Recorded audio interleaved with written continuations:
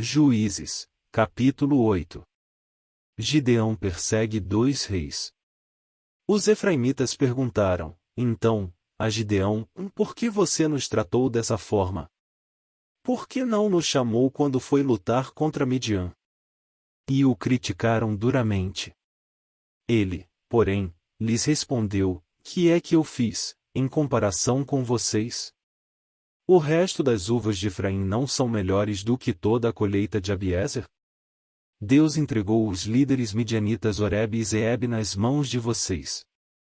O que pude fazer não se compara com o que vocês fizeram. Diante disso, acalmou-se a indignação deles contra Gideão. Gideão e seus 300 homens, já exaustos, continuaram a perseguição, chegaram ao Jordão e o atravessaram. Em Sucote, disse ele aos homens dali: peço a vocês um pouco de pão para as minhas tropas. Os homens estão cansados, e eu ainda estou perseguindo os reis de Midian, Zeba e Zalmuna. Os líderes de Sucote, porém, disseram: e ainda não estão em seu poder Zeba e Zalmuna? Por que deveríamos dar pão às suas tropas? É assim, replicou Gideão. Quando o Senhor entregar Zeba e Zalmuna em minhas mãos, rasgarei a carne de vocês com espinhos e espinheiros do deserto. Dali subiu a Peniel e fez o mesmo pedido aos homens de Peniel, mas eles responderam como os de Sucote. Aos homens de Peniel ele disse: quando eu voltar triunfante, destruirei esta fortaleza. Ora, Zeba e Zalmuna estavam em Carcor, e com ele cerca de 15.000 homens. Estes foram todos os que sobraram dos exércitos dos povos que vinham do leste, pois 120.000 homens que portavam espada tinham sido mortos. Gideão subiu pela rota dos nômades, a leste de Nob e Jogbiá, e atacou de surpresa o exército. Zeba e Zalmuna, os dois reis de Midian, fugiram, mas ele os perseguiu e os capturou, derrotando também o exército. Depois Gideão, filho de Joás, voltou da batalha, pela subida de Eres. Ele capturou um jovem de Sucote e o interrogou, e o jovem escreveu para Gideão os nomes dos 77 líderes e autoridades da cidade. Gideão foi então a Sucote e disse aos homens de lá: e aqui estão Zeba e Zalmuna, acerca dos quais vocês zombaram de mim, dizendo: e ainda não estão em seu poder Zeba e Zalmuna? Por que deveríamos dar pão aos seus homens exaustos? Gideão prendeu os líderes da cidade de Sucote, castigando-os com espinhos e espinheiros do deserto. Depois derrubou a fortaleza de Peniel e matou os homens daquela cidade.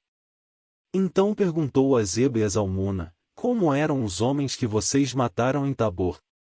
Eram como você, responderam, cada um tinha o porte de um príncipe.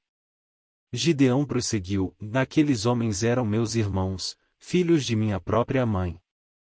Juro pelo nome do Senhor que, se vocês tivessem poupado a vida deles, eu não mataria vocês. E Gideão voltou-se para Jéter, seu filho mais velho, e lhe disse: e mate-os. Jéter, porém, teve medo e não desembainhou a espada, pois era muito jovem. Mas Zeba e Zalmuna disseram: venha, mate-nos você mesmo. Isso exige coragem de homem. Então Gideão avançou e os matou, e tirou os enfeites do pescoço dos camelôs deles. O éfode de Gideão. Os israelitas disseram a Gideão: reine sobre nós, você, seu filho e seu neto, pois você nos libertou das mãos de Midian. Não reinarei sobre vocês, respondeu-lhes Gideão, nem meu filho reinará sobre vocês. O Senhor reinará sobre vocês. E prosseguiu: só faço a vocês um pedido, que cada um de vocês me dê um brinco da sua parte dos despojos. Os ismaelitas costumavam usar brincos de ouro. Eles responderam: de boa vontade os daremos a você. Então estenderam uma capa, e cada homem jogou sobre ela um brinco tirado de seus despojos. O peso dos brincos de ouro chegou a 20,5 kg, sem contar os enfeites, os pendentes e as roupas de púrpura que os reis de Midian usavam e os colares que estavam no pescoço de seus camelôs. Gideão usou o ouro para fazer um manto sacerdotal, que ele colocou em sua cidade, em Ofra. Todo Israel prostituiu-se, fazendo dele objeto de adoração, e veio a ser uma armadilha para Gideão e sua família. A morte de Gideão. Assim Midian foi subjugado pelos israelitas, e não tornou a erguer a cabeça. Durante a vida de Gideão a terra desfrutou paz 40 anos. Jerubaal, filho de Joás, retirou-se e foi para casa, onde ficou morando. Teve 70 filhos, todos gerados por ele, pois tinha muitas mulheres. Sua concubina, que morava em Siquém, também lhe deu um filho, a quem ele deu o nome de Abimeleque. Gideão, filho de Joás, morreu em idade avançada e foi sepultado no túmulo de seu pai, Joás, em Ofra dos Abiezritas. Logo depois que Gideão morreu, os israelitas voltaram a prostituir-se com os Baalins, cultuando-os.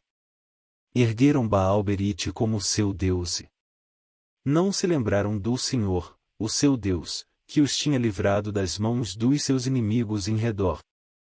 Também não foram bondosos com a família de Jerubaal, isto é, Gideão, pois não reconheceram todo o bem que ele tinha feito a Israel.